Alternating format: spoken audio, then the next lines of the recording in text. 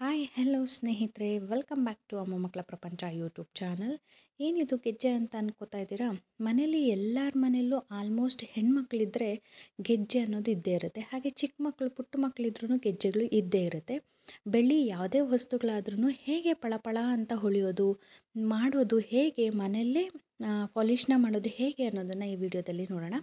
ಅದಕ್ಕಿಂತ ಮುಂಚೆ ನನ್ನ ಚಾನಲ್ನ ಯಾರೆಲ್ಲ ಸಬ್ಸ್ಕ್ರೈಬ್ ಮಾಡಿಲ್ಲ ಪ್ಲೀಸ್ ಸಬ್ಸ್ಕ್ರೈಬ್ ಮಾಡಿ, ಲೈಕ್ ಮಾಡಿ, ಶೇರ್ ಮಾಡಿ, ಹಾಗೆ ಕಾಮೆಂಟ್ ಮಾಡಿ ಅನ್ನೋದನ್ನು ಹೇಳ್ತಾ ಈ ವಿಡಿಯೋನ ಸ್ಟಾರ್ಟ್ ಮಾಡೋಣ ಬನ್ನಿ. ನೋಡಿ, ನಾನು ಇಲ್ಲಿ ಒಂದು ಬಾಣಲೆಗೆ 2 ಗ್ಲಾಸ್ ನೀರನ್ನ ತಗೋತಾ ಇದ್ದೀನಿ.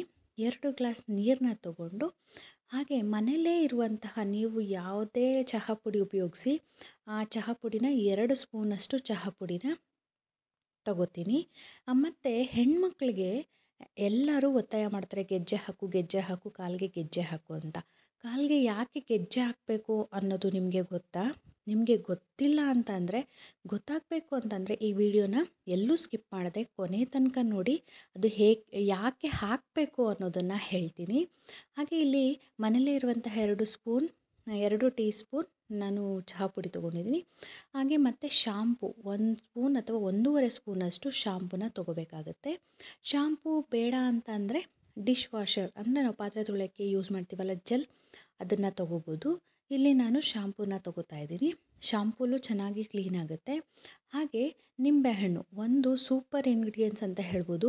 ಬೆಳ್ಳಿನ ಕ್ಲೀನ್ ಮಾಡೋಕ್ಕೆ ಮತ್ತು ಕಂಚು ಪಾತ್ರೆಗಳನ್ನು ಕ್ಲೀನ್ ಮಾಡೋದಕ್ಕೆ ಇದು ಒಂದು ಬೆಸ್ಟ್ ಹೋಮ್ ರೆಮಿಡಿ ಅಂತ ಹೇಳ್ಬೋದು. ನಿಂಬೆಹಣ್ಣು ಇದನ್ನು ನೀಟಾಗಿ ಕಿವುಚ್ಕೊಂಡು, ಆ ಸಿಪ್ಪೆನೂ ನಾನು ಬಿಸಾಡ್ತಿಲ್ಲ, ಅದನ್ನು ಸಮೇತ ಇಲ್ಲಿ ನಾನು ಹಾಕ್ತಿದ್ದೀನಿ. ಯಾರಿಗೆಲ್ಲ ನಿಂಬೆಹಣ್ಣು ಇಲ್ಲ, ಮನೇಲೆ ವಿನಿಗರ್ ಇದೆ ಅಂದರೆ ವಿನಿಗರ್ನೂ ಯೂಸ್ ಮಾಡ್ಕೋಬೋದು. ವಿನಿಗರಲ್ಲೂ ಚೆನ್ನಾಗಿ ಹೊಳಪು ಬರುತ್ತೆ. ಇಲ್ಲಿ ಕಂಪ್ಲೀಟ್ ಒಂದು ನಿಂಬೆಹಣ್ಣನ್ನು ತಗೊಂಡು ಅದನ್ನು ರಸನ ಕಂಪ್ಲೀಟಾಗಿ ಅದರಲ್ಲೇ ಹಿಂಡಿ, ಆ ಸಿಪ್ಪೆನೂ ಬಿಸಾಡ್ತಿಲ್ಲ, ಅದರಲ್ಲೇ ಹಾಕಿ ಇದನ್ನೆಲ್ಲ ಚೆನ್ನಾಗಿ ಕುದಿಸ್ಕೊಳ್ಳೋಣ. ಚೆನ್ನಾಗಿ ಕುದಿ ಬರಬೇಕು. ಈಗ ಸ್ಟವ್ ಮೇಲೆ ಇಟ್ಟು ಸ್ಟವ್ನ ಹೊತ್ತಿಸಿ ನಾವು ಚೆನ್ನಾಗಿ ಕುದಿಸ್ಕೊಳ್ಳೋಣ. ಹಿಂದಿನ ಕಾಲದಲ್ಲೆಲ್ಲ ಹೆಣ್ಮಕ್ಳಿಗೆ ಗೆಜ್ಜೆ ಒಂದು ಲಕ್ಷಣ ಅಂತ ಹೇಳ್ತಿದ್ರು. ಪ್ರತಿಯೊಂದು ಹೆಣ್ಮಗುಗೂ ಗೆಜ್ಜೆನ ಹಾಕಿಸ್ತಿದ್ರು. ಈಗಲೂ ಆಲ್ಮೋಸ್ಟ್ ಹಾಕಿಸ್ತಿದ್ದೀವಿ, ಹಾಕ್ತಾನೂ ಇದ್ದೀವಿ ನಾವು. ಆದರೆ ಕೆಲವೊಂದು ನಾವು ಫಾರಿನ್ ಕಲ್ಚರಲ್ಲಿ ಇರೋದರಿಂದ ನಾವು ಗೆಜ್ಜೆ ಹಾಕೋದನ್ನು ಸಂಪ್ರದಾಯನ ಮರಿತಾ ಇದ್ದೀವಿ. ಅದರಲ್ಲಿ ನಾವು ಎಲ್ಲರೂ ನಾರ್ಮಲಾಗಿ ಇನ್ಕ್ಲೂಡ್ ಆಗಿದ್ದೀವಿ ಅಂತ ಹೇಳ್ಬೋದು. ಬಟ್ ಆದರೆ ಹೆಣ್ಮಕ್ಳು ಗೆಜ್ಜೆ ಹಾಕೋದ್ರಿಂದ ತುಂಬ ಬೆನಿಫಿಟ್ಸ್ ಇದೆ. ನೋಡಿ, ಇಲ್ಲಿ ಕುದಿ ಬಂತು. ಹಾಗೆ ನಾನು 2 ಜೊತೆ ಗೆಜ್ಜೆನ ತೊಗೊಂಡು ಅದರಲ್ಲಿ ಹಾಕಿದ್ದೀನಿ. ಕೊಳೆ ಆಗಿರುವಂತಹ ಗೆಜ್ಜೆನ ಹಾಕಿ ಸ್ವಲ್ಪ ಚೆನ್ನಾಗಿ ಕುದಿಸ್ಕೊಳ್ಳೋಣ. ಅದು ಸಮೇತ ಕುದಿಸ್ಕೊಳ್ಳೋಣ. ಮತ್ತು ಇದರಲ್ಲಿ ಕರಗುತ್ತಾ ಅಂದರೆ ನಿಜವಾಗ್ಲೂ ಕರಗಲ್ಲ, ಅದೇನೂ ಕರಗಲ್ಲ. ಏಕೆಂದರೆ ಅದಕ್ಕೆ ಟೆಂಪ್ರೇಚರ್ ಜಾಸ್ತಿ ಬೇಕು ಕರಗಲಿಕ್ಕೆ. ಮತ್ತು ನಾವು ಪದೇ ಪದೇ ಕಾಸನ್ನ ಕೊಟ್ಟು ಇವ್ರ ಹತ್ರ, ಶಾಪರ್ ಹತ್ರ ಹೋಗಿ ನಾವು ಈ ಗೆಜ್ಜೆನ ಪಾಲಿಷ್ ಮಾಡಿಸ್ಕೊಂಬರ್ತಿದ್ವಿ. ಆ ಪಾಲಿಷ್ ಮಾಡಿಸಿ ಸಾಕಾಗ್ತಿತ್ತು. ಯಾಕೆ ಅಂತಂದರೆ ತುಂಬ ದುಡ್ಡು ಖರ್ಚಾಗ್ತಿತ್ತು. ಇನ್ನೊಂದೇನೆಂದರೆ ಲಿಕ್ವಿಡ್, ಅವರು ಬೇರೆ ಬೇರೆ ಕೆಮಿಕಲ್ಸ್ ಎಲ್ಲ ಯೂಸ್ ಮಾಡಿ ಅದನ್ನು ವಾಶ್ ಮಾಡ್ತಾರೆ. ಹಾಗಾಗಿ ನಮ್ಮ ಬೆಳ್ಳಿನೂ ಸ್ವಲ್ಪ ಕರಗುತ್ತೆ ಅಂತಲೂ ಹೇಳ್ತಾರೆ. ಹಾಗಾಗಿ ಮನೆಯಲ್ಲೇ ಮಾಡ್ಕೊಳ್ಳೋದು ತುಂಬ ಬೆಸ್ಟ್ ಅಲ್ವಾ? ಹಾಗಾಗಿ ಇದು ತುಂಬ ಬೆಸ್ಟ್ ಆಗಿರುವಂತಹ ಒಂದು ರೆಮಿಡಿ ಅಂತ ಹೇಳ್ಬೋದು. ನೋಡಿ, ಇಲ್ಲಿ ಚೆನ್ನಾಗಿ ಕುದ್ದಿದೆ. ಇದನ್ನು ನಾನು ತೊಗೊಂಡೀಗ ನೆಕ್ಸ್ಟು ಒಂದು ವೇಸ್ಟ್ ಆಗಿರುವಂತಹ ಒಂದು ಬ್ರಷ್ನ ತೊಗೊಳ್ಳೋಣ. ಈಗ ಇದನ್ನು ಹೊರ್ಗಡೆ ಇಟ್ಕೊಳ್ಳೋಣ. ಹೊರಗಡೆ ಇಟ್ಕೊಂಡು ಒಂದು ವೇಸ್ಟ್ ಆಗಿರುವಂತಹ ಬ್ರಷ್, ಮನೇಲಿ ಎಲ್ಲರ ಮನೇಲೂ ಸಿಗುತ್ತಲ್ವ, ಅಂಥ ಬ್ರಷ್ನ ತೊಗೊಳ್ಳೋಣ. ತೊಗೊಂಡು ಇನ್ನೊಂದು ಸರಿ ಚೆನ್ನಾಗಿ ಉಜ್ಜೋಣ. ನೋಡಿ, ಆಲ್ಮೋಸ್ಟ್ ಬೆಳ್ಳಕ್ಕಾಗಿದೆ, ಆದರೂ ಇನ್ನೂ ಸ್ವಲ್ಪ ಉಜ್ಜೋಣ. ನೋಡಿ ಎಷ್ಟು ಬೆಳ್ಳಕ್ಕಾಗಿದೆ. ಫಸ್ಟೆಲ್ಲ ಕಪ್ಪಾಗಿ ಹಾಕ್ಬಿಟ್ಟಿತ್ತು. ನನ್ನ ಮಗಳು ಕಾಲ್ಗೆ ಹಾಕಿ ನನ್ನ ಮಗಳದು ನಂದು ಇಬ್ಬರದು ಇದೆ, ಸೊ ಕಪ್ಪಕ್ಕಾಗಿತ್ತು. ಇನ್ನೂ ಸ್ವಲ್ಪ ಉಜ್ಜೋಣ. ಈ ಉಜ್ಜಿ ಅದರಲ್ಲಿರುವಂತಹ ಎಲ್ಲ ಕಪ್ಪು ಕಲ್ಲರು ಅದು ಕಂಪ್ಲೀಟಾಗಿ ಬಿಟ್ಟು ಹೋಗುತ್ತೆ. ಪಳ ಪಳ ಪಳ ಅಂತ ಹೊಳಿತಾ ಇರುತ್ತೆ. ಒನ್ಸ್ ನೀವು ಬೇಕಾದ್ರೆ ಟ್ರೈ ಮಾಡಿ ನೋಡಿ. ಆನಂತರ ಎಲ್ಲನೂ ನೀಟಾಗಿ ಹಿಂದೆ ಮುಂದೆ ಎಲ್ಲನೂ ತಿಕ್ಕೋಬೇಕಾಗುತ್ತೆ. ಹಾಗೆ ನೋಡಿ, ನಾವು ಸಾಮಾನ್ಯವಾಗಿ ಯಾಕೆ ಗೆಜ್ಜೆ ಹಾಕ್ಕೋಬೇಕಪ್ಪ ಅನ್ನೋದು ನಮಗೆ ಹೆಣ್ಮಕ್ಳಿಗೆ ಗೊತ್ತಿರಬೇಕು.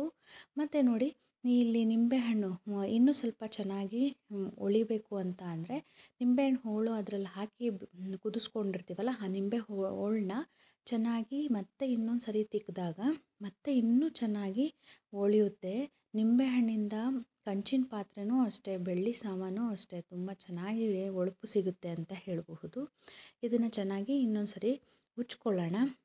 ಮತ್ತು ಇದಕ್ಕೆ ಒಂದು ಇನ್ನೂ ಸೂಪರಾಗಿ ಹೊಳಿಬೇಕು, ಇನ್ನೂ ಚೆನ್ನಾಗಿ ಪಾಲಿಶು ಹಾಕಿದ ರೀತಿಯಾಗಿ ಹೊಳಿಬೇಕು ಅಂತ ಅಂದರೆ ಇನ್ನೊಂದು ಸೂಪರಾಗಿರುವಂತಹ ಒಂದು ಇದಿದೆ. ಅದನ್ನು ಹಾಕಿ ವಸ್ತು ಇದೆ, ಅದನ್ನು ಹಾಕಿ ನಾವು ತೊಳೆದಾಗ ಇನ್ನೂ ಚೆನ್ನಾಗಿ ಪಳಪಳ ಅಂತ ಹೊಳೆಯುತ್ತೆ.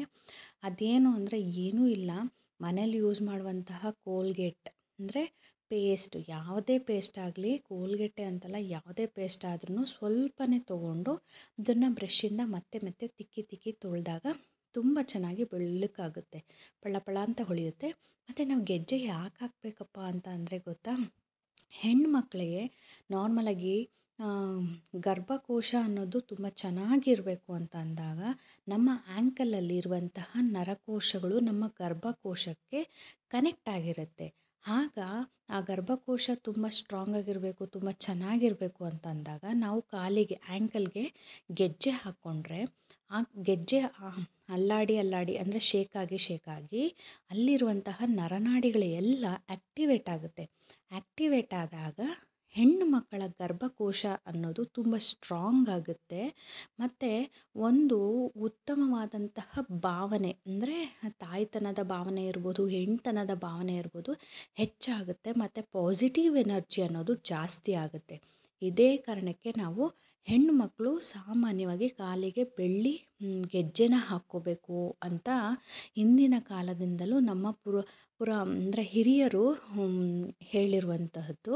ನೋಡಿ, ನಾನೀಗ ಉಜ್ಜಿದಾಯಿತು, ಅದನ್ನು ಒಂದು ಬಟ್ಟೆಯಲ್ಲಿ ಅಂದರೆ ವಾಶ್ ಮಾಡಿಕೊಂಡು ನೀಟಾಗಿರೋ ನೀರಲ್ಲಿ ಮತ್ತು ಬಟ್ಟೆಯಲ್ಲಿ ಅದನ್ನು ನೀಟಾಗಿ ನೀರನ್ನೆಲ್ಲ ಒರೆಸ್ಕೊತಾ ಇದ್ದೀನಿ. ಒರೆಸ್ಕೊಂಡ್ಮೇಲೆ ನೋಡ್ಬೋದು ನೀವು ಡಿಫ್ರೆನ್ಸ್ ನೋಡಿ, ಫಸ್ಟ್ ಹೇಗಿತ್ತು ಇವಾಗ ಹೇಗಾಗಿದೆ ಅಂತ. ತುಂಬ ಚೆನ್ನಾಗಾಗುತ್ತೆ, ಇದು ಪಳಪಳ ಅಂತ ಹೊಳೆಯುತ್ತೆ. ನೀವು ನೋಡ್ಬೋದು ಎಷ್ಟು ವೈಟಾಗಿ ಕಾಣ್ತಾ ಇದೆ. ಬಟ್ ಕ್ಯಾಮ್ರಾಗಿಂತೂ ವಿಡಿಯೋಕ್ಕಿಂತನೂ ಡೈರೆಕ್ಟಾಗಿ ನೋಡೋಕ್ಕೆ ತುಂಬ ಚೆನ್ನಾಗಿ ಹೊಳಿತಿತ್ತು.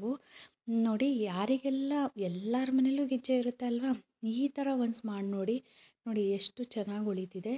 ಈ ಥರ ಒನ್ಸ್ ಮಾಡಿ ನೋಡಿ. ಹಾಗೆ ಗೆಜ್ಜೆ ಹಾಕೋದನ್ನು ಮರಿಬೇಡಿ, ದಯವಿಟ್ಟು ಎಲ್ಲರೂ ಗೆಜ್ಜೆ ಹಾಕ್ಕೊಳ್ಳಿ ಅಂತ ಹೇಳ್ತೀನಿ. ಮತ್ತು ಅಂತ ಹೇಳ್ತಾ ವಿಡಿಯೋನ ಎಂಡ್ ಮಾಡ್ತಿದ್ದೀನಿ.